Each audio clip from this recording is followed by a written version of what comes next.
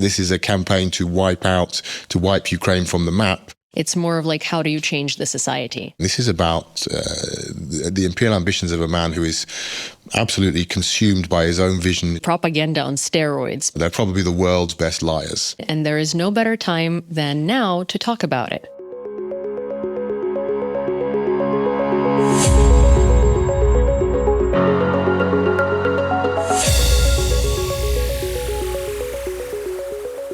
I'm Yulia Mel'nyk, and this is Talking Substance, where we're going to be doing just that. And we're coming up on the anniversary of the full-scale invasion of Ukraine, and there is no better time than now to talk about it. There has been so much that happened in the past 2 years. There have been lots of victories, but also lots of letdowns. And today is the best day to reflect on everything that has happened in these past 2 years so far. Everyone is wondering what's next. But I think in order to figure out what's next, we need to look at everything that had already happened. And we're going to be doing just that with our guest today, Peter Dickinson, who is the editor for the Atlantic Council and the publisher of Lviv Today and Business Ukraine magazines. Hi, Yulia. Were you here when the full-scale invasion started? Were you in Kyiv or... Yes, we were in Kyiv then. That was we left that morning. We were here.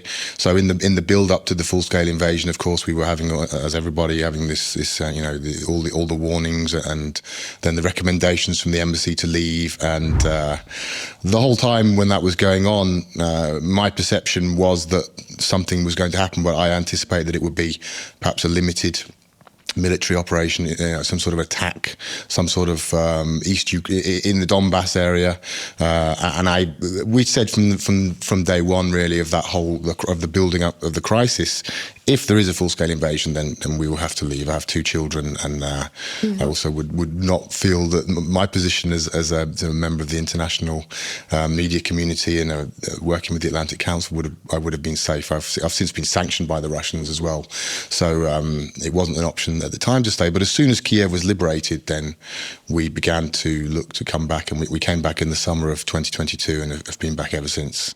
Nice. How do you feel? So, I mean, I wanted to kind of know, because you probably stayed in touch with your colleagues and with your friends back in the UK. How do you feel the mood was before the full-scale invasion, whether people in the UK thought it would happen? And do you feel like the reaction was appropriate?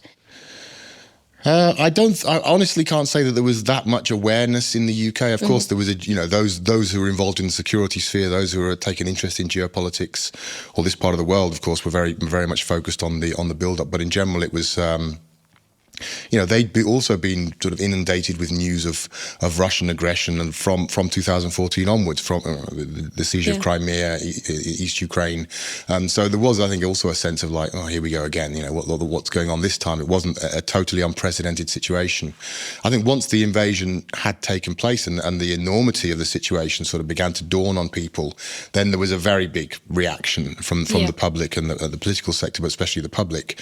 I think the UK was not exceptional in that case. Perhaps it was particularly strong in the UK, but it was, I think it was a very broad-based. Again, where we were in the Czech Republic was also, everywhere you went, there were Ukrainian flags. The Czechs couldn't do enough for us, and it was really, really overwhelming how much they were engaged and how, on a personal level, people wanted to come out and sort of, see how we were, see if they could do anything to help, see if they could do anything to support. I was very surprised at how the UK sort of took the lead with the Western countries, especially with NATO, with Bojo coming to Kyiv as the first world leader. Well, British perception, British sort of self-perception, the British identity is very much, this notion. I think, foreigners look at Britain and they tend to focus very much on the British Empire and this country that in the not so distant past, ruled a large part of the world and has a very sort of imperial mindset, or certainly left their mark all over the world, language, sports, culture, across the board. British people tend to see themselves much smaller than that. And the defining moment of British history, certainly modern British history, is the Battle of Britain and World War II and Dunkirk, and the idea of Britain standing up as a sort of standing up for the underdog, standing up for the victim, and standing up to tyranny. So Putin's arrival on the scene and his escalating aggression against Ukraine has been very much seen in that context by British people, and certainly by Boris Johnson. Boris Johnson is a massive fan of Winston Churchill and has always looked to emulate him. He wrote a biography of Winston Churchill and has made no secret of the fact that that's his model. So for Boris Johnson in particular, this was his Churchill moment and Putin was Hitler.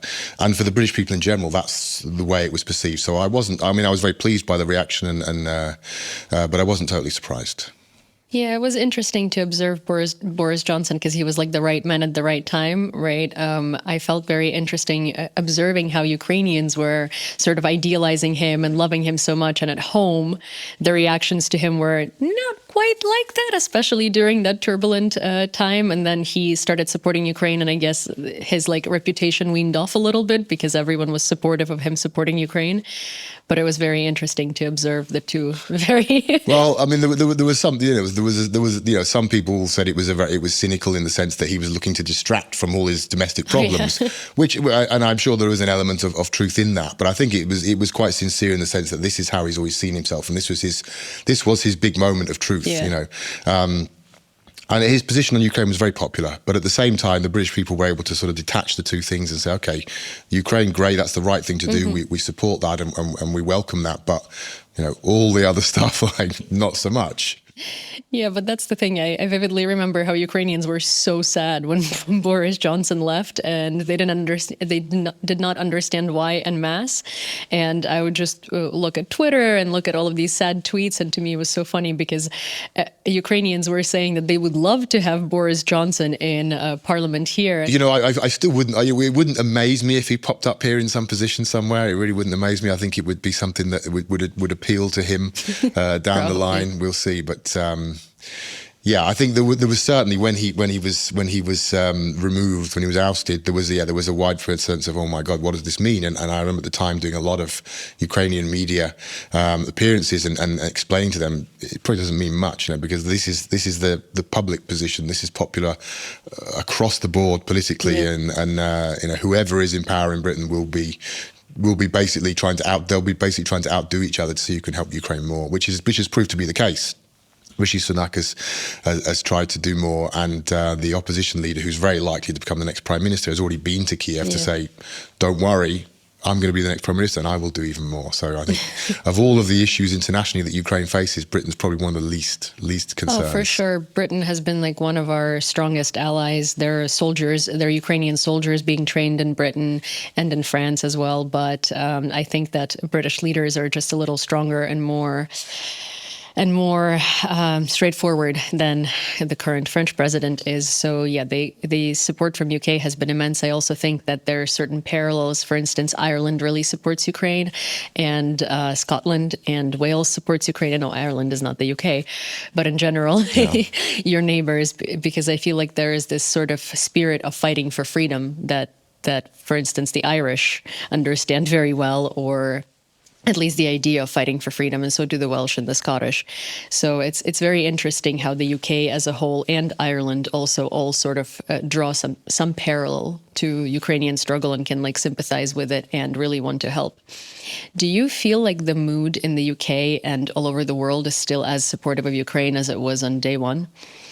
Well, I think it's interesting if we talk about opinion, the mood and the public mood. I mean, I think the shock, of course, has dissipated hugely. I mean, it's 2 years now. You can't expect people to maintain that level of interest simply and engagement. So I think certainly if we look at the media, the engagement's dropped off a lot, although it's still there and it's still on the front pages. It was on the front pages every day. Now it's on front pages, say, every week. Yeah. It's clearly dropped off. I think politically also there's a lot of other things that have come up that have created issues. But I think public opinion, at least if we go by the sort of the polls that are coming out, it's still very high levels of support, surprisingly perhaps, in America, in the UK and in most of Europe. There seems to be pretty, I would say remarkably consistently high levels of recognition that this is something that's in their interest, that the West needs to support this and that they will continue to do it. So, politically, issues, media certainly, attention spans are shifting and other things on the radar. But broadly speaking, I think there's still a lot of support. So we actually conducted a survey both in Washington and in Kyiv, asking people, bypassers on the street, whether they think that support from the West to Ukraine needs to increase or decrease. And I wanted to show you these before we continue this conversation, so we're sort of on the same page about it. Початку повномасштабного вторгнення Росії в Україну. Як ви вважаєте, Захід достатньо підтримує Україну, чи потрібно збільшити чи зменшити підтримку? Вони мають нас підтримувати більше, тому що ми тут як захищаємо всю Європу від всіх, кого можливо. Well, I think that we have our own problems in this country, but I think if the Ukrainian conflict isn't taken care of, it could make the world could get worse. But I also think that it's not necessarily our problem. The U.S. should increase their support of Ukraine. And this lousy Republican House Speaker ought to get off his butt and pass the bill. It's not very complicated. I like him. To be honest, when I was getting ready for this interview, my heart was beating out of my chest because as someone who's lived in America for 13 years, I was like, please don't say something bad. Please don't say something bad. But at the same time, I do want to point out that it's DC where people tend to be a little more Democratic leaning. So it's not that uncanny, and I feel like if we conducted this survey somewhere in Indiana, we would have a little more polarizing answers. But what stuck out to me is, well, first of all, thank you everybody who supports Ukraine and who thinks that that the aid to Ukraine needs to increase. But there is a prevailing narrative among the people who are not sure, who are on the fence, or who support Ukraine but think that the war needs to end, and they all think that the negotiations table is the answer. And I see that a lot of people in the West don't understand why the only solution to end the war in Ukraine's favor, where Ukraine does not continue suffering, is on the battlefield. Could you maybe give us your perspective on why is it that way? Well, I mean, I think we've got to take a few steps back here and appreciate that most people in the West, and I don't want to be dismissive, but I think most people genuinely have very little understanding of what Russia is, and you know, the fundamental idea that this is essentially an empire, and Vladimir Putin's vision of Russia is imperial, and the war in Ukraine is part of that imperial agenda, and that's not the sort of thing that you can find a compromise on. I think if you look at what Putin himself says, if you go back 10, 15 years, Putin would often talk about Ukrainians and Russians as one people, which essentially means that Ukrainians are Russians. So he was saying then quite openly, there is no Ukraine. But that's become a lot more explicit since the war began. Yeah. You know, we see now that the comments he makes about reclaiming Russian lands and historic Russian lands, and that there was no Ukraine historically, pointing at maps which say Ukraine on them, saying Odessa is a Ukrainian city, the whole south of Ukraine is Russian, etc., etc. We could pull up dozens of examples where Putin very explicitly now says essentially there is no Ukraine, it's Russia, we're taking it back. And then the actions of the Russian soldiers on the ground reflect that. You know, the Russians are coming in, they're wiping out Ukrainian identity, they're forcing people to take Russian passports, they're forcing kids to go to school and be indoctrinated, they're stealing children and sending them to indoctrination camps in Russia or in occupied territory where they're telling them there is no Ukraine, you're Russians now. It's clear that this is a campaign to wipe Ukraine from the map, and to reincorporate the whole of Ukraine into Russia. Now, there's no middle ground there. There's no negotiation room there. And so from a Ukrainian point of view, it really makes very little sense to talk about negotiating with Putin about that, because his position is very clear and very maximalist. If he is stopped on some level now for purely military necessity, let's say, unless he's beaten to such an extent where he is afraid to come back, he'll go further.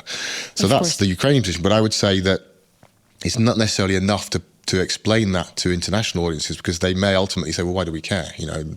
Cynical or sad as that may be, that's the reality. But I think then you've got to explain, well, he's not going to stop at Ukraine, is he? If reclaiming Ukrainian land is okay in his mind, and that's absolutely legitimate in his mind, why can't he reclaim other, historically Russian lands, so to speak? And then the list of countries becomes very long. You can go, if you take the Soviet Union, that gives you another 10 or 12 countries. If you take the Russian Empire, you can add another 2 or 3 to that. You can add Poland to that list. You can add Finland to that list. Well, even if you take the Russian Empire, you can technically add England to that list because the royal families and the familial connections between the royal families, or sort of the very, very slim familial connection that was built there. So Russia might think that the UK belongs to Russia. Well, I don't know if I wouldn't have to go that far in terms of dynastic claims, but certainly Alaska.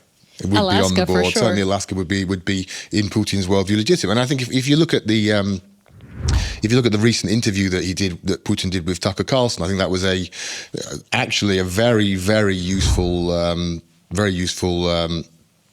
interview. I think Putin, Tucker Carlson went into that interview very clearly trying to set Putin up to say, it's America's fault, it's NATO's fault. His leading question was basically saying, okay, let's now blame America, let's now blame NATO. Putin didn't want to know. He said, and off he went on his historical diatribe, lecturing him for half an hour, going back, over 1,000 years, and laying out very clearly that for him, this war is about Russia's historic rights to reclaim what he thinks belongs to Russia. Again, and that should terrify all Europeans, because it means that their physical claims go far, far beyond the boundaries of Ukraine. And it's really, we can't predict exactly what he'd do, but the idea that he could win in Ukraine, claim Ukraine, and then just stop is probably the least likely of any of the scenarios that are available at the moment. So this is the really important thing to stress, I think, to audiences. This is not about some border disputes or this can't be resolved in a simple negotiation about let's move the border here, let's move the border there, or let's have new status for Ukraine. This is about the imperial ambitions of a man who is absolutely consumed by his own vision, his own historic mission, and his own belief, his own conviction that he's right. Well, he said multiple times that his person that he idealizes is Peter I. I'm not going to call him the Great on purpose because there is nothing great about a man who rewrites history. But if you look at it from that perspective, he wants to be Peter I because Peter I was one of those great leaders of Russia that Russians look up to, who's built up Russia and reclaimed Russian lands, when in reality he stole lands and rewrote history and renamed Muscovia to Russia.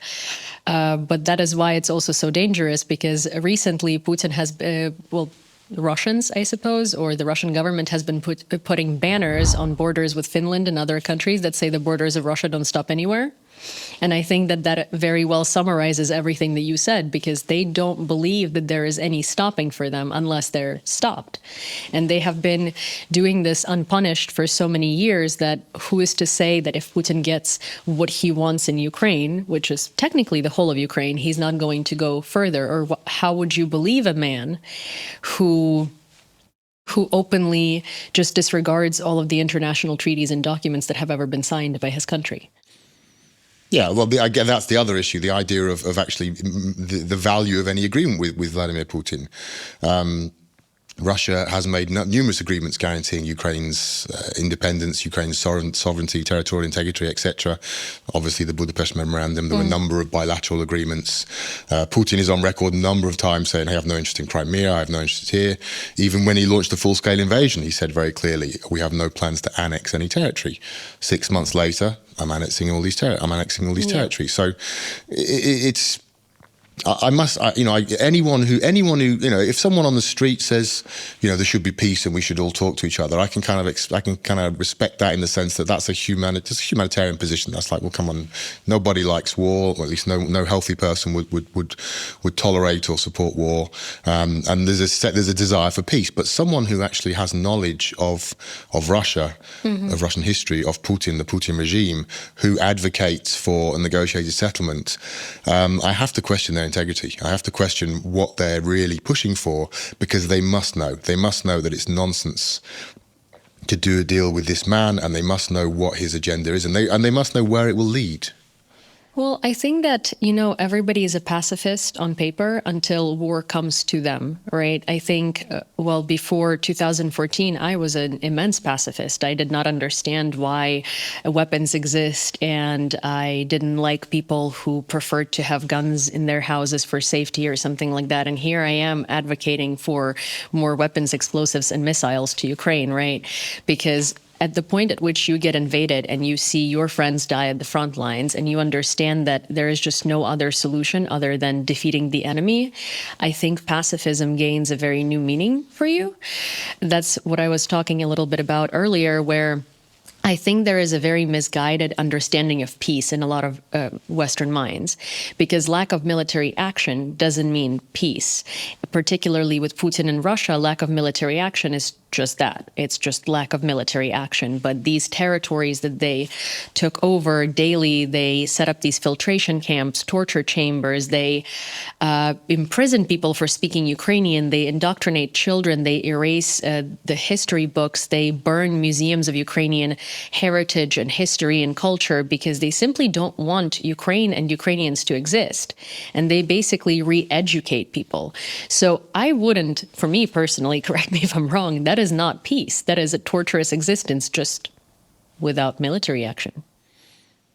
Right, it's a genocide. It's a genocide. Yeah. It's a genocidal policy, and it's becoming more and more widely recognised. I think when the war first began, I remember publishing in the first days an article saying what we have now is a blueprint for genocide. Essentially, the propaganda position of Russia, that Ukraine does not exist, and the way it's structured and the way that this is Russia. So anyone who supports Ukraine is an enemy of Russia, and that is the enemy position. Was essentially an invitation for genocide, and it's proceeded along in that trajectory, probably more than even my worst case scenario at the time.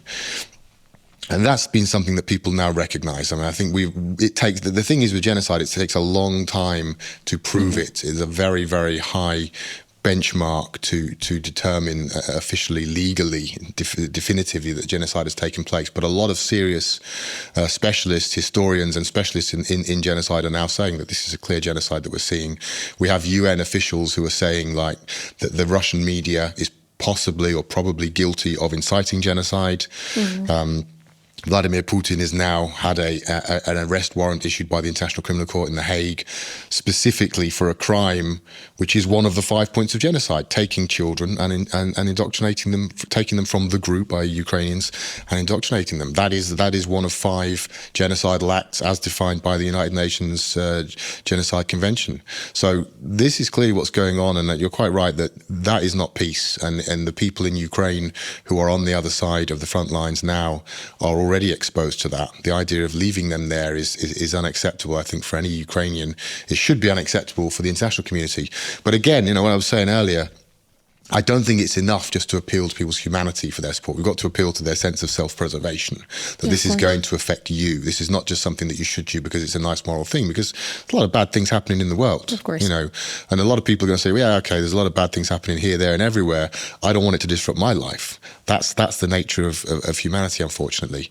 So I think it's very important to stress that this is not just a matter of being on the right side of history as far as Ukraine's concerned. It's about securing international peace. And well, the people that say Putin isn't attacking us, why attack Putin or something like that, right? They very vividly remind me of the protesters on Wall Street in World War II before America stepped in, who were carrying these posters that said, Hitler didn't attack us, why attack Hitler?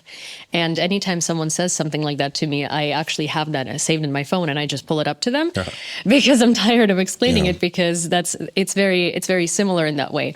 But I guess a very big misconception is also in the West, and you can agree or disagree with me, that helping Ukraine and provoking Putin is going to start World War III, while in reality, it's letting Ukraine fall opens the door for Russia to go further and starting World War III.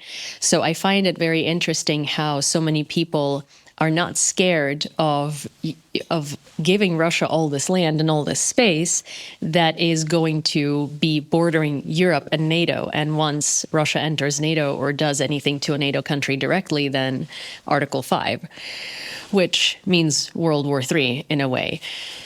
Yeah, well, no, I mean, the greatest problem, I mean, Putin's greatest ally over the last 2 years has been the West's fear of escalation. That's without any question. That's been far more important than Iran and Iranian drones or Chinese money or whatever anyone else has offered him.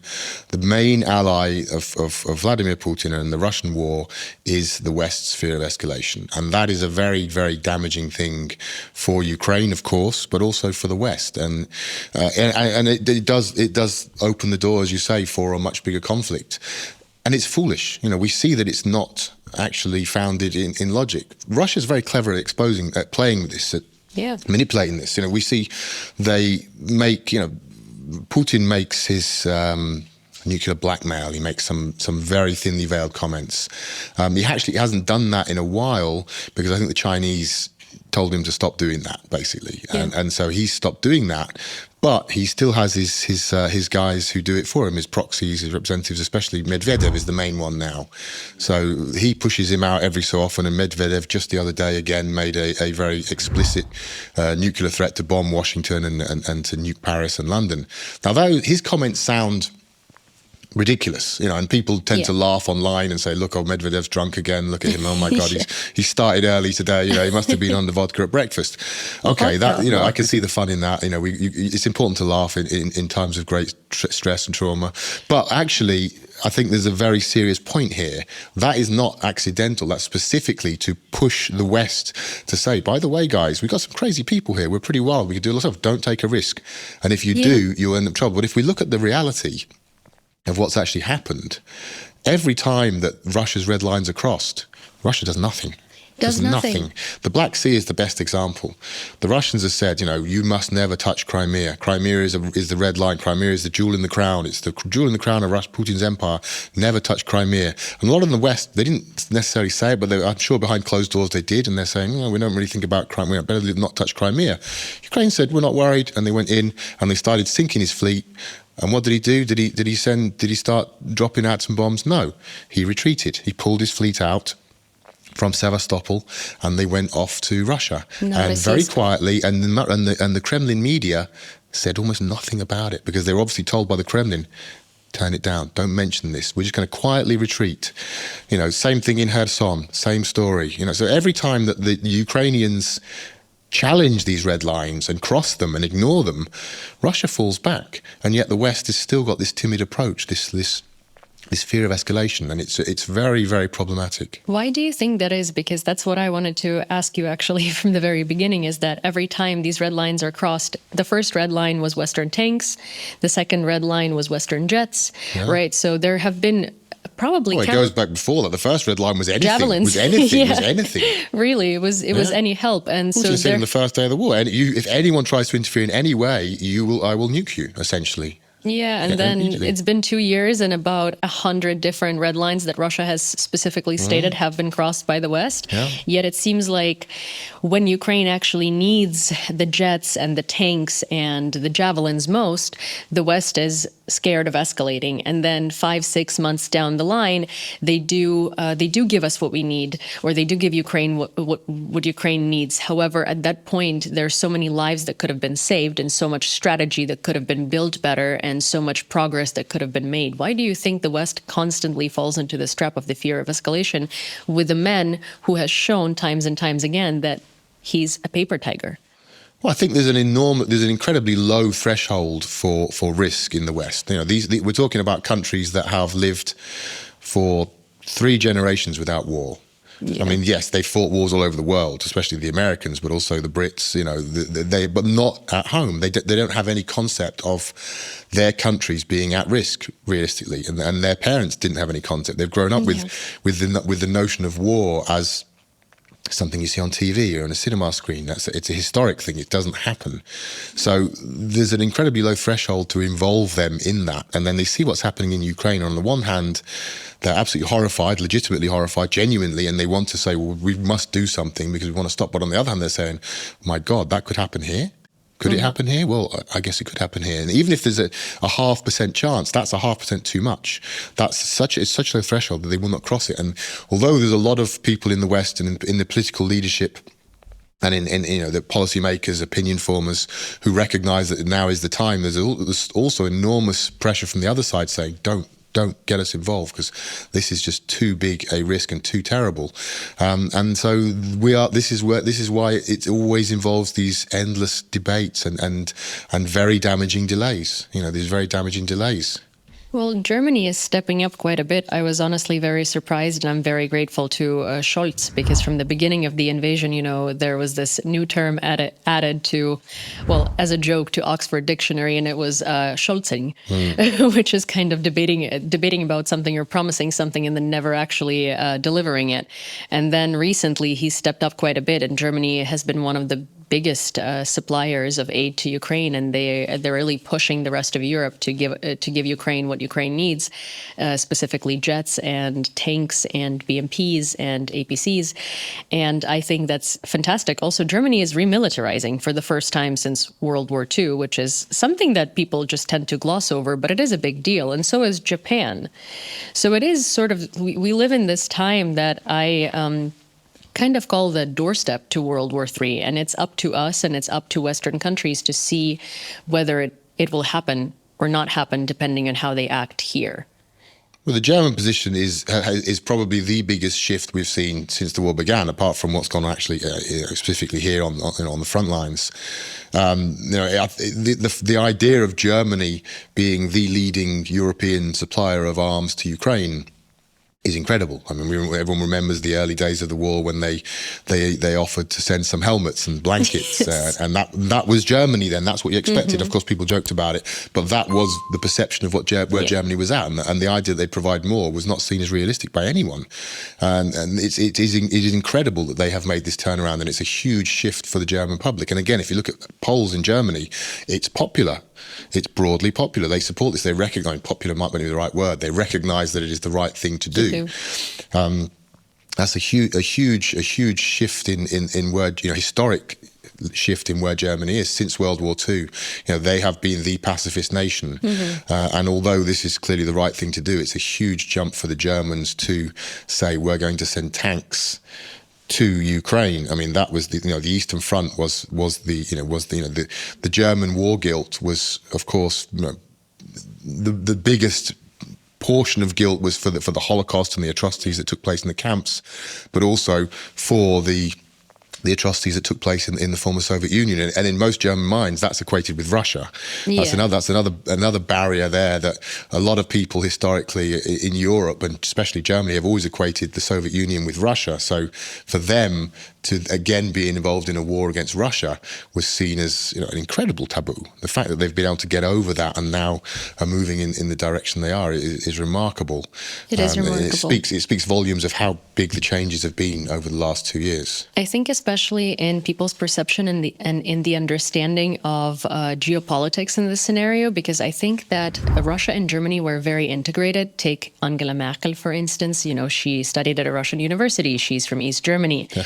And she's actually one of the biggest reasons why Ukraine is not in NATO. And I think that German politicians and Russian politicians were always very tight-knit, and there is also a huge Russian presence in Germany. They called Russlanddeutsche.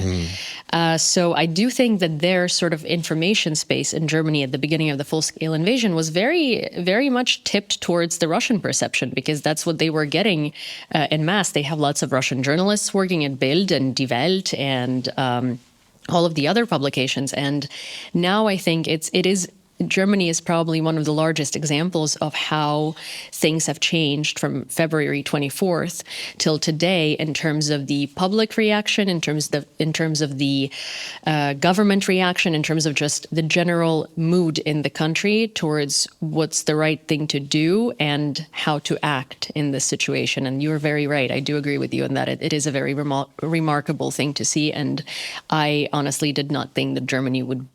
They kind of went from being a country who was the most influenced by propaganda in Europe, I would say, to being the country who is likely, at the moment, the least influenced by propaganda.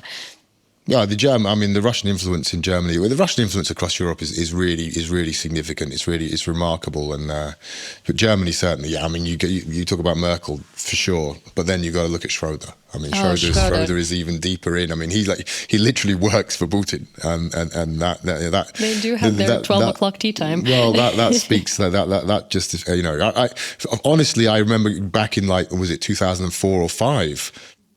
Speaking with German friends here, when Schroeder took the job in Russia, saying is that normal? Like, is that okay in Germany? And even then they were saying, yeah, well, we've kind of got this, this back to business with Russia policy, and so it's kind of in line with that. But they were uneasy about it even then.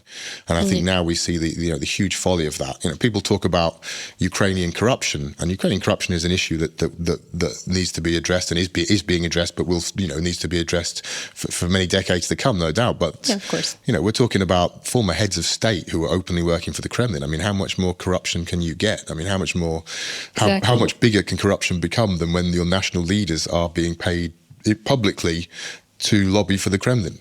I would also argue that, certainly that corruption in Ukraine is a very large issue. I always comment on this because I think that it's so easy to misinterpret. I do think that we have a lot of corruption and that we do work on it, and we certainly have a long way to go. I'm very pleased to see how much, I think that there is so much talk about corruption because of how hard we are fighting it at the moment.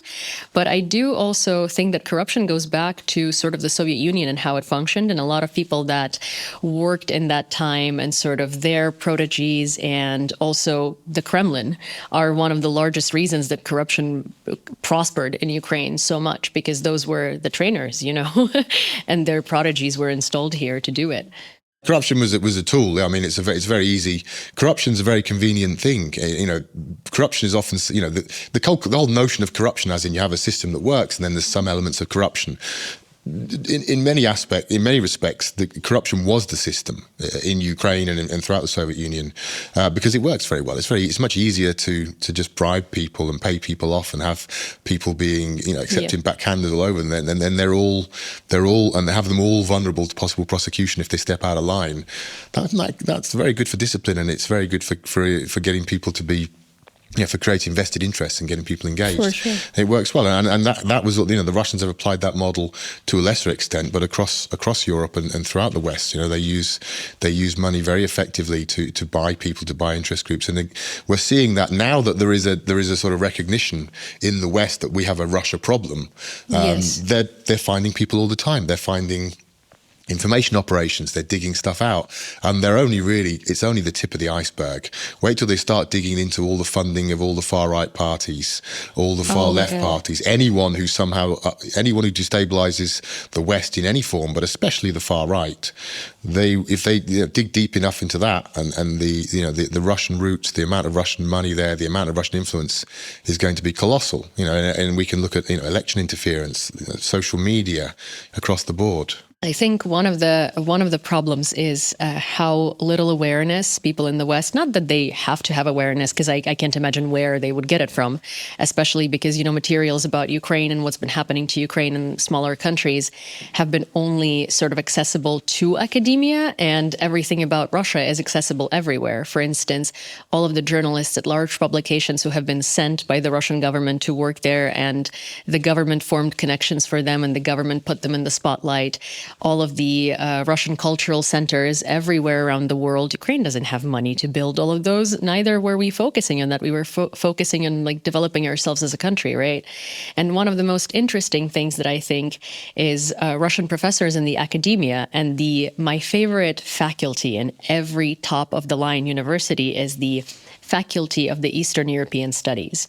Can someone explain to me what Eastern European Studies are? Because there's so many different countries in Eastern Europe that are unique, but they're all studied under the veil of Russia. I was going to say Eastern European Studies is just Russian studies. Yeah, that's what always. it means. That's what it means essentially in the current academic parlance. It's essentially Russia, the same as Slavonic studies. We have in Britain Slavonic studies. It's Russian studies, and so everything is viewed through a Russian prism, and that's been the case for a long time, and it's gone under the radar. And it's only now that we have this, the drama and the horror of this war, that people are now starting to ask questions. And thankfully, in the last couple of years, a handful of universities have opened up Ukrainian studies courses, which is it's a small thing at this point, but it's a very welcome trend, because the ignorance of Ukraine, or ignorance perhaps is a too judgmental word, but lack of awareness of Ukraine internationally was a big factor behind this war, in the sense that it set the stage for all of Russia's propaganda, because people knew nothing about it, and Russia came out with bucket loads of lies. And a lot of it stuck, because people are like, well, we don't really know. Well, I guess, if Russia's prepared to go to such lengths, there must be some truth in it. There's always this sense with Russia that there must be some truth in what they say. They can't just be lying. Surely a country as famous and wealthy and powerful as Russia can't just sit there and tell total lies. I mean, that's insane. All politicians distort the facts and then twist the truth and spin, as we say. Yeah. But the idea that they simply make stuff up, that they just make things up, is difficult to grasp for Westerners, because we have this concept of Russians as part of the, if not the Western world, the European civilization. And it's actually, it's a kind of inverse form of racism, or a peculiar form of racism, because Russians look like Europeans, and historically they've been considered part of this broader European civilization. They are assumed to have the same values, or to have the same rationality as us, in a way that is not applied to China or to the states of the Middle East, Arabian countries, or Saudi Arabia, for example, or India, for example, or any other regions of the world. But for Russia, we assume, they must work along the same sort of broad rationality as the West, and that's not true. It's never been true, arguably. It's certainly not true now, and it's a real stumbling block to understanding where they're coming from. Well, it's also right. It's one of those things where Russia, as I mentioned earlier, under Peter I, made itself into Russia, and the country was built and named and created, or the empire, on a lie and on sort of appropriating a lot of history and culture of neighboring empires and countries that have succeeded before it. So we, or rather the West, knows Russia as this big country with ballet and scientists and great writers. Meanwhile, a lot of these writers were from Kazakhstan and Ukraine and Belarus and other places, and they have just been sent and shipped to Moscow and appropriated. Like Gogol, for example, everybody knows him as a Russian writer and painter, and he was the ambassador of Ukrainian culture to Tsarist Russia. But Russian writer. Gogol is the classic example of this, yeah. Yes. There's many more. Oh, so many more. One of my favorite ones was, I was looking up I forgot what the name of the figure was, but it was a historical figure. And it says, a Russian imperial figure of Ukrainian Cossack descent. And he was one of the last Ukrainian Cossack hetmans. But Russian imperial figure.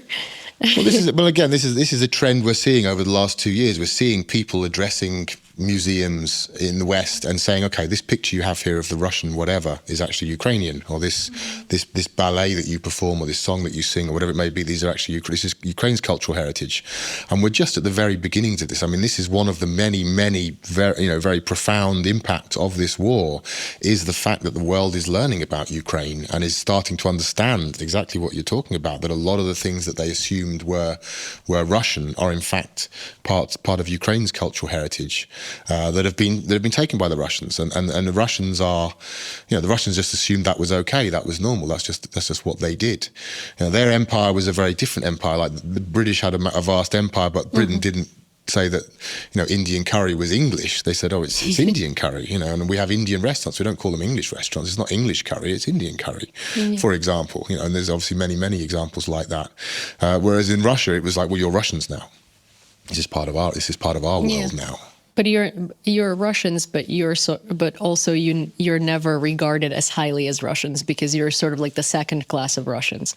So you have to identify with the Russian culture and deem yourself Russian, but you won't necessarily be deemed as highly as your typical Russian in society. Well, no, I don't know. I can't agree with that. If they did integrate, if they did accept Russian identity, the Ukrainians rose to the very, very top of the empire. Oh no, of course. Very, very Khrushchev, top. for instance, in the Soviet Union, he was Soviet Ukrainian. Empire. Also in the Tsarist times, some of the top officials were Ukrainians.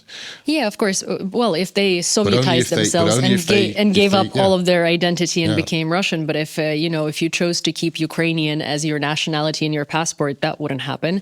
As in the Soviet Union, you had nationalities written in your passport specifically for this lovely little discrimination rule.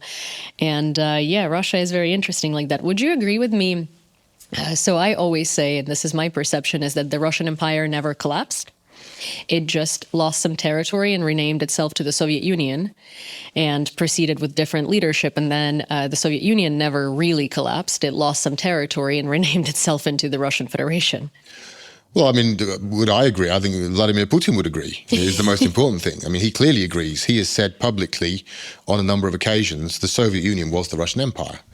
And the land that we're retaking now is Russian land from the Russian Empire. So I mean, I think the particular quote I'm referring to was just before the full-scale invasion in the end of 2021 when he said, the Russian Empire, the Soviet Union was the Russian Empire, and it was the collapse of 1,000 years of Russian history. So again, they're annexing Ukrainian history there or Rus history, but this is a very clear line. Their understanding is that this empire has been a continuous empire. There's no definitive break. Again, if we look at other empires, they don't have that mentality. With the Russian Empire, because it's a continuous block of land, also plays a role here. I think they weren't just dotted around the world; it was a continuous block. So it gets bigger, it gets smaller, but it still very much exists. And one of the reasons why we're seeing the war, I think, is because Putin wants to reclaim Ukraine, but B, he also is very much aware that if Ukraine's transition to a European democratic model becomes further consolidated, becomes even more successful, that will trigger the next round of Russia's retreat from empire, and we'll see other regions within Russia saying, well, Ukraine was part of the Russian Empire for hundreds of years. It's pretty much the heartlands, and they've moved on and they've made a success, so why don't we do that? And then the whole empire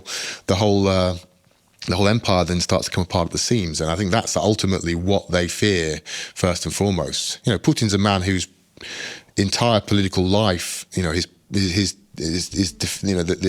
political worldview was formed during the collapse of the Soviet Union, and that's something that still haunts him. Ukraine for him it's all about that.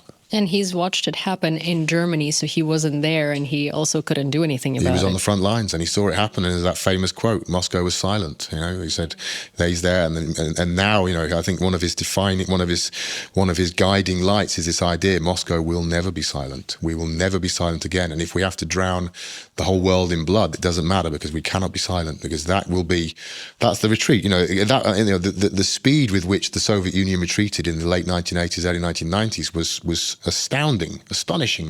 You had at the time, one of the biggest, if not the biggest empires the world had ever seen. And within the space of a few years, without any major wars, it was reduced by around, 40% perhaps, 40%, population-wise probably halved. And then they know that can happen. He's very much aware that can happen again. Well, the Soviet Union was broke, which is why I think he is so adamant about continuing selling oil and stealing Ukrainian grain and importing, doing these sneaky imports and evading sanctions. Because one of the reasons why the Soviet Union couldn't do anything is because, Gorbachev wasn't a strong leader in that sense, and also because they simply lacked money to keep all of these countries from coming out of the Soviet Union and dictating their own rules and regulations now. So I think he's very scared of these mistakes being repeated. And I do agree with you that he's scared that Ukraine is going to go further west in terms of the mindset and in terms of our behavior and sort of our societal composition. And I think that he's seeing it now too, which is very evident in how much more efficient his propaganda has become. There are two types of propaganda that come out from Russia in terms of Ukraine. One is meant for the West, and one is meant for Ukrainians, because what I think Russia understood recently is that they can't take down our government, but we can. And what I see happening is they used to put out the propaganda into the Ukrainian society the same way that they put it out onto Russians. And it wasn't working. It was failing miserably, and everybody was laughing at it because Ukrainians would see right through it and be like, this is terrible Russian propaganda. And they have recently, about maybe 6 to 8 months ago, realized, I think, that they need to see Ukrainians the same way as they see the West, and they need to see Ukrainians the same way as they see the Europeans, and put out the propaganda in a similar format. And I see a lot of tensions in the Ukrainian society now that Russia puts out this propaganda that's aimed at sort of us rising and us figuring out our internal issues. And it's very interesting because on the one hand, you see that he's scared, but on the other hand, he's finally figured it out, and it's kind of effective. Well, Russia is a superpower in two areas. One is its nuclear arsenal, which it realistically will have very great difficulty using, but it has it. And the other area is propaganda. Probably, I would say the Russians are the masters, are probably the best in the world. Very little else actually works in Russia. If you look at Russian society, you look at the standard, the general standard of living, the average life expectancies, any major indicator, it's clear that this is not a thriving country. But the information sphere, the propaganda sphere, is just absolute. I mean, I have to legitimately say, objectively, it's superb. I mean, it's brilliant. It's brilliantly done. They're probably the world's best liars, and they do it very clearly. You're quite right that they do it. They tailor it for a Ukrainian audience, West Ukrainian audience, South Ukrainian, East Ukrainian, Kyiv, middle class, upper class, lower class. Take your pick. They tailor it right down, and they do the same thing in Germany. They do the same thing in England, in France. American audiences, Black Americans, urban Americans, Midwest Americans, all the different categories are there. They have an incredibly sophisticated disinformation industry that I don't think anyone in the world could compete with, because, we have in the West, of course, very, very sophisticated media, but we don't have state media that is as broad, as well developed as well evolved for these purposes, because they're all private. Most of them are private enterprises, and they have their own very specific sort of watchdogs and controls and market forces as well. Whereas in Russia, there's none of that. And so they have this entire sector and everyone plays along. If you look at the Russian media in Russia itself, where it all began, this is where they learnt their trade, is in Russia itself. There's not, yes, they kill journalists, but they don't kill most journalists. It's not like every journalist has a gun to their head. 99% of the people working in the Russian media do so voluntarily. And they're good at it, and they know what they're doing, and they do it welcomely. They get paid. Some of them do, most of them don't, but they do it because that's just the way they're encouraged to believe that, cynically, that everyone does it, and they feel that that's just the way things are. But they know what they're doing, and they do it very well. And once in a while, they'll pick someone out and make an example of them, and that's enough. Stalin would kill 1,000 people. Putin will kill one person, but make an example of them, make sure everyone sees it, and everyone gets the memo, as it were, and so they don't step out of line. And he's been very successful in that. It's also, you said they tailor propaganda to everyone. That's why their propaganda often contradicts itself, because we as people, as humans in general, tend to avoid information we disagree with and forget it very easily. So for instance, when they push out these contradicting statements every day to the Russian society, they're aimed at different classes and at different populations of Russians. And we look at it from the West and we're like, how do they believe this? There are all of these 55 different stories about the same thing and none of them match, right? Well, it's because when you read it in Kamchatka, one of those 55 options is going to resonate with you, and that's the one that you're going to remember. And that's kind of how their propaganda also works worldwide. When we laugh at Putin saying 55 different reasons why he invaded Ukraine, because it's that propaganda technique where it wants to resonate with you. And he will continue saying whatever it is until you watch him and you're like, oh, that makes sense.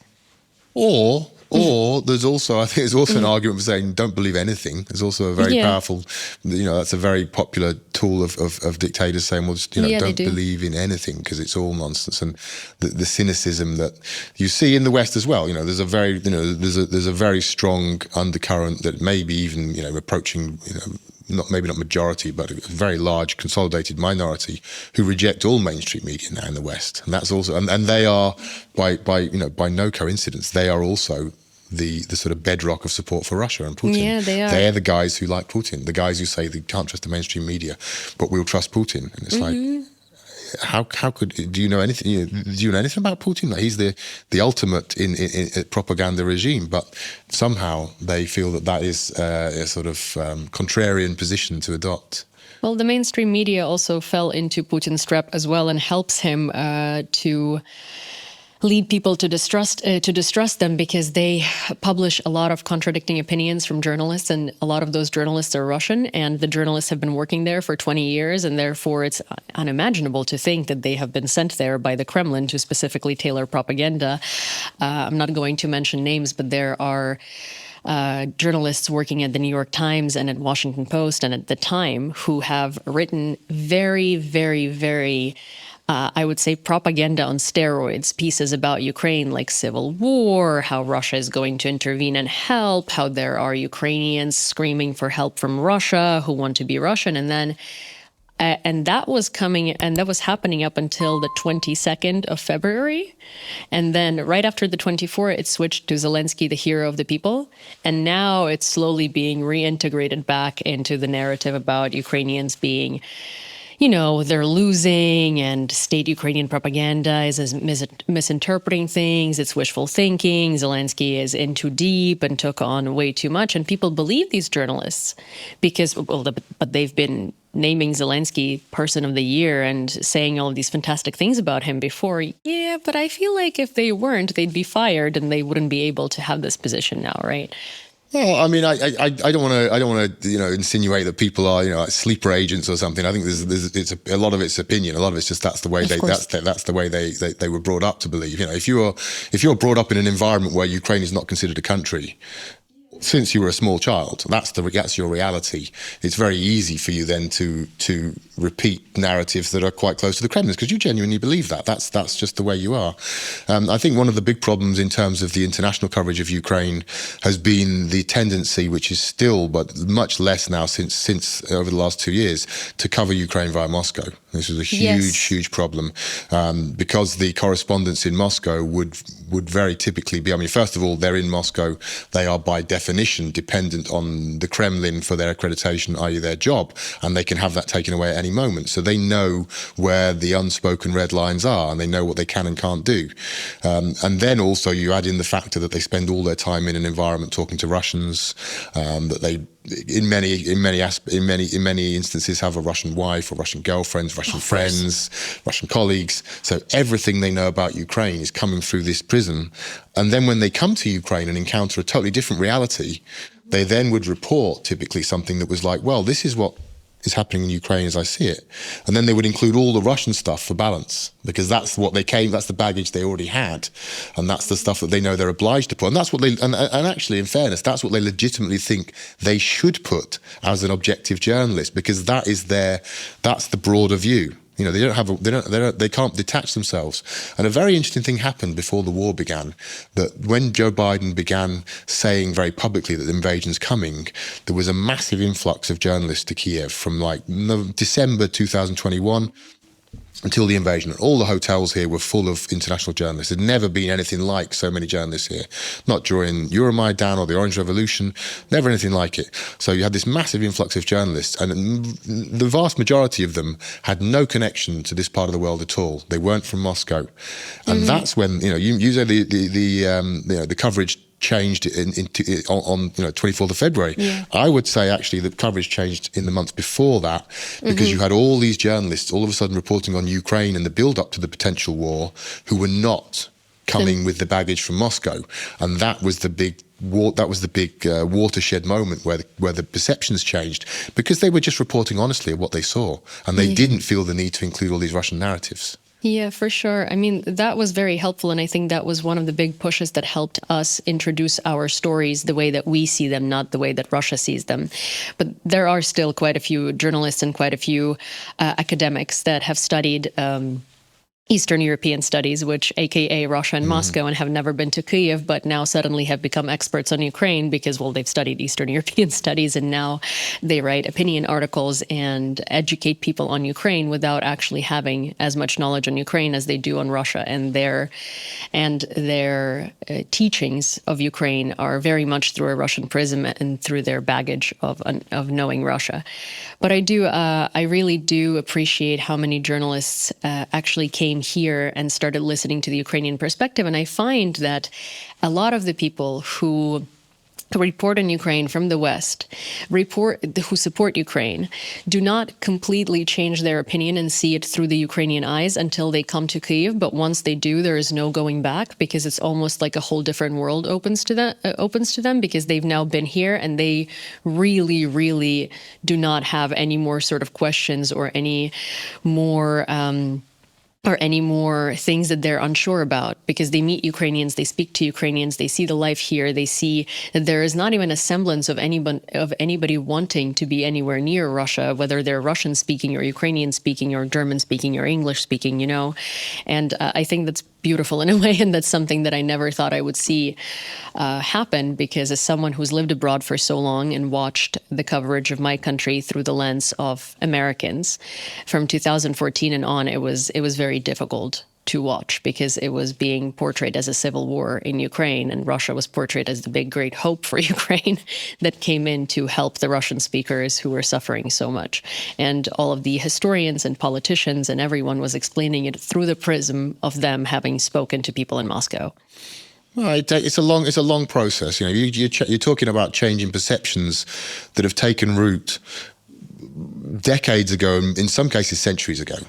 And it's very difficult to sort of pull people back and say, okay, all this is not accurate, this is not accurate, we're going to start again. And this is just the very, very beginning of that process. We're going to be having conversations like this for many, many years to come. And that's the reality of the situation. And Russia is a huge, very significant country in global affairs, has been for centuries, probably will be for centuries, perhaps less so, I would imagine, frankly. But it's not going to go away entirely, again, unless there's a major shift. It could collapse, you never know. But but frankly, in all likelihood, it will be there. And that's a huge shadow it has and a huge influence. So it's a long road, and it's going to take time. I think you've got to be patient. And I understand that this is an issue, this coverage an issue, but I also have a lot of respect for all the journalists who are trying to cover, and I think that 95% of them are legitimate people trying to do a good job and are conscientious and are trying to do the right thing. They're trying to be objective. A lot of them have a lot of baggage, and a lot of it is subconscious. They're not necessarily doing it on purpose. They're trying to portray things as they see. They don't want to get pulled one way or the other. And if they see things are very clearly, that a lot of people have described the current war as like the most black and white moral issue since World War II. I'd be inclined to agree, but I think if you're an outside journalist, it's very difficult to take that, because you say, well, there's anything as black and white as that, and people are instinctively, I think journalists especially, are instinctively inclined to say, no, let's dig a bit deeper, let's try and add a little bit extra balance, but it's very difficult to provide balance when one side just lies. All the time. Yeah, that's the thing. It's one of the most black and white things that one has ever seen. An example to that is, Ukrainians very often say, stop looking for good Russians. And the world keeps trying to find good Russians. And it's just such a black and white. It continues to become more and more black and white and have more and more of this very clear border. For instance, I was a fan of Nemtsov, who was the Russian oppositioner, because I thought that he was truly one of the most unique people who did have a very different opinion, until I stumbled upon his interview from 2014, where he was saying that, well, Crimea can't be returned to Ukraine if I was president, because it's not like World War II Germany. Germany lost a war, and he was basically denying that Ukraine was in war, and kind of trying to deviate from the question and say that, these are just not the same things because Russia is not Germany. And it's so interesting because every single time that you think maybe it's not so black and white, you just get slapped in the face with the fact that it is. Well, there are many good Russians. There are millions of good Russians, and a lot of the people who are being, a lot of the people who've been deported to Russia and have managed to escape have done so because they've been helped by Russians who've come out and at great risk to themselves, provided support, financial or physical, just simply driving people, whatever.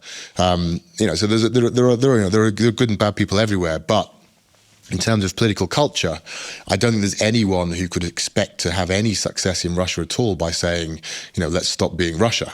And Russia is an empire, and you can't get away from that. Now, the Russian politician who's able to gain popularity by saying, let's become a normal country and abandon all that, I don't see that happening. I mean, I don't know if that's even vaguely feasible. I mean, essentially, he's got to say, let's go back to being, the Grand Duchy of Muscovy or whatever. Let's abandon Siberia. Let's abandon the Kavkaz or whatever.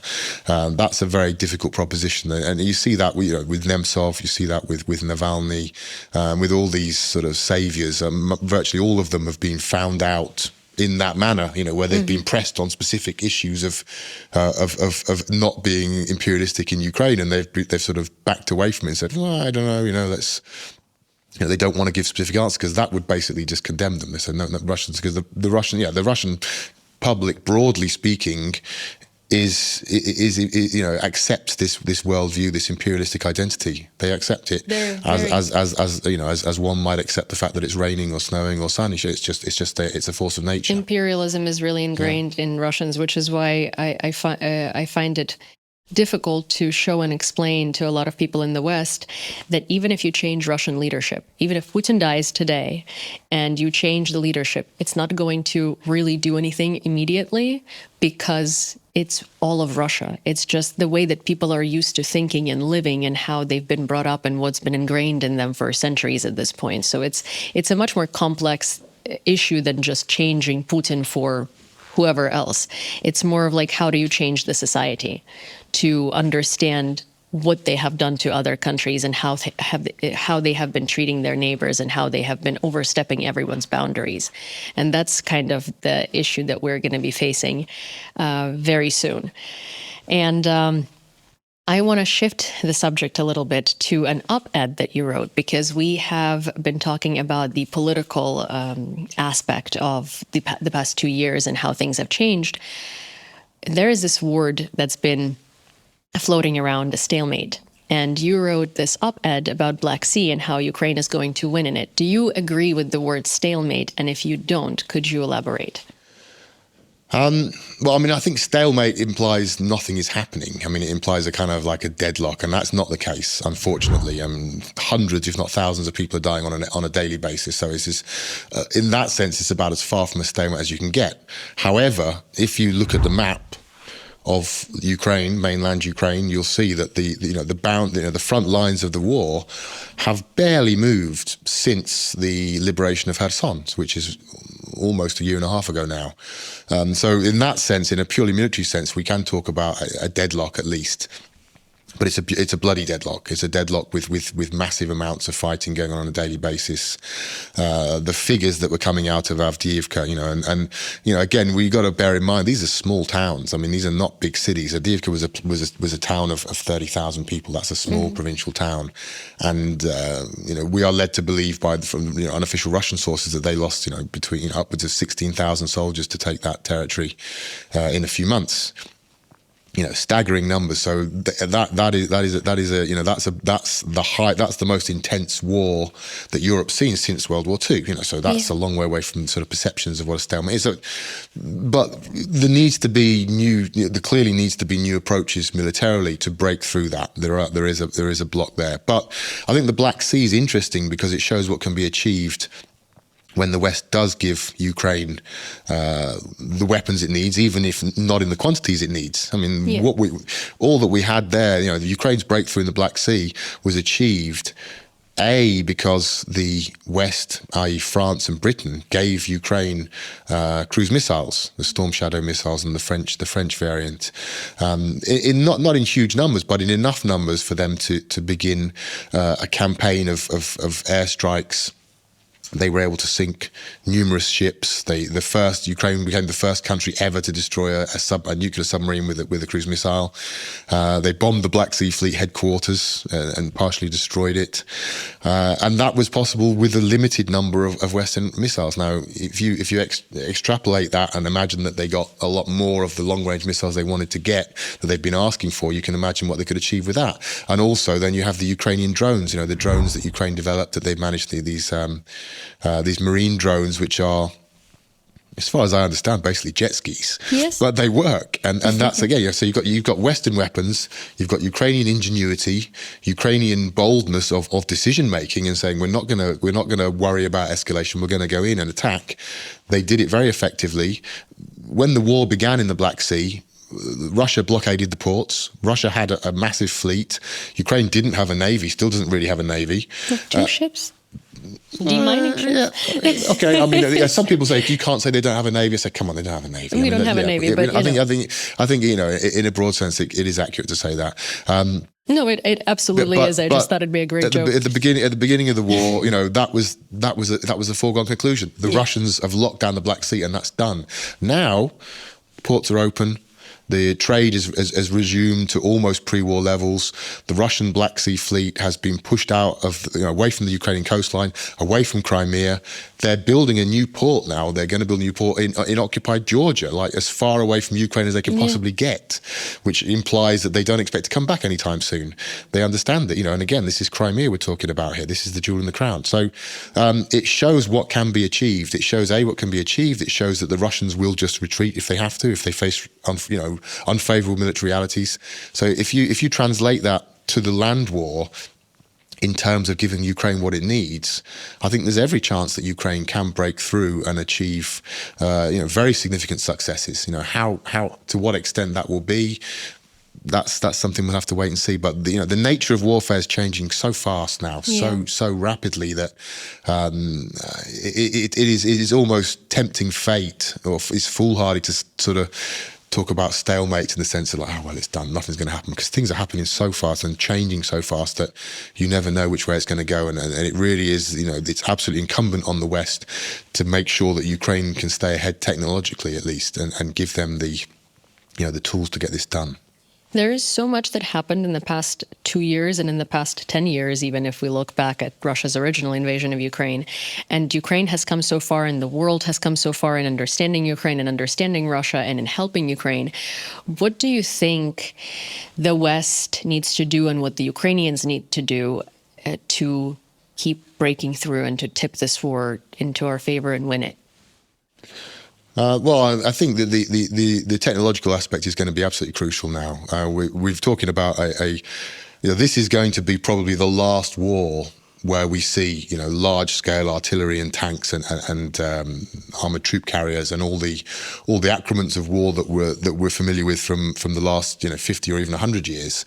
The wars of the future are going to be much more drone-orientated. And that is going to that's key. That's already clear. We're already seeing that transition happening. Wars always are sort of engines of progress. Although that's obviously that's a very cynical thing to say, perhaps, but it's a fact. If you look historically, the great leaps forward in civilization tend to come from periods of warfare, because the World War I is the most obvious one, where you go into World War I, there's guys are parading around on horses with plumed hats and regalia and stuff. We come out of World War I, there's tanks, airplanes, chemical weapons warfare, machine guns.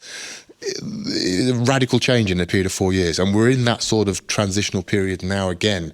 So it's very important for the West. Yes, of course, Ukraine needs artillery shells, Ukraine needs tanks, Ukraine needs bullets, all those things still.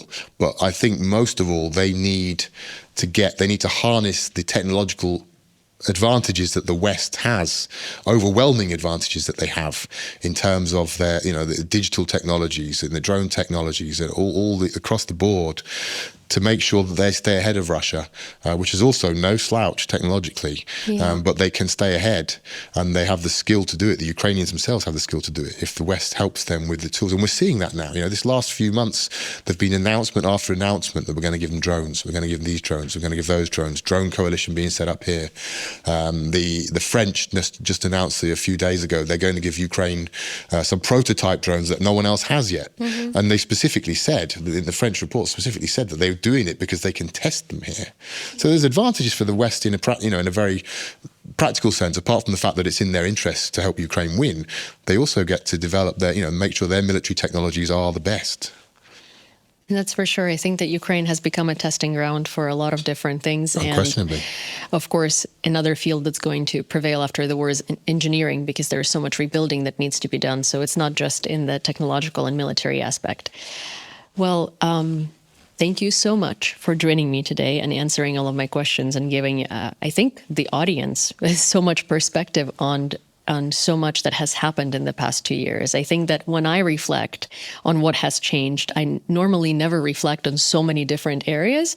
But looking back on this conversation today, it feels like it's been 20 years, not 2. That's history sometimes. Sometimes nothing happens for 20, 30 years. Sometimes everything happens in a couple. And that's where we are now, and it's not something anyone would have wished for. But when the dust settles, we'll look back and say, my God, that was a real transitional period. We're the same. We're basically living through a similar period of time as people in World War II lived through in terms of global change and dynamics shifting. And I think it's cynical to say, but it's very interesting. And I wish it wasn't happening in the territory of my country to my people, but at the same time, I think it is going, when it's all over, it is going to be for the best. Well, I think Ukraine will come out of this stronger. The trauma is huge, and of course, first and last, the thoughts must be with everybody who is suffering and has suffered. But I think fundamentally, Ukraine is coming out of this stronger. It's a country that now, 2 years ago, and certainly 10 years ago, was very unknown in the world, was very unsure of itself in many ways. Now it's a much more self-confident country. It's a famous country. It's well known. It's respected. It's established itself as a serious country. And people recognise it's a very important country. It's strategically important. It's got a lot of value. It has a very rich culture that's increasingly becoming known. And it's a very technologically advanced country. So, there are amid the horror, there are pluses. For sure. It's among the horrors that are happening here. There's certainly benefits that, are probably very hard to see for a lot of people in the midst of everything, but will definitely come and turn around sometime soon, hopefully sooner than later. And I hope that we are able to win this war sooner than later. Well, thank you so much for joining me today, and thank you for giving me your time. And I really did enjoy this conversation, and I hope, everybody who listens to us and views this enjoys it too, because I think that we've given, especially you mostly, have given a lot of food for thought for a lot of people, and I did really enjoy this chat. Thank you for having me. Thank you so much. I'm Yulia Mel'nyk, and this was our guest, Peter Dickinson, and I hope that we talked some substance into the past 2 years of the invasion of Russia into Ukraine and everything that's been happening around it. And I will see you next time.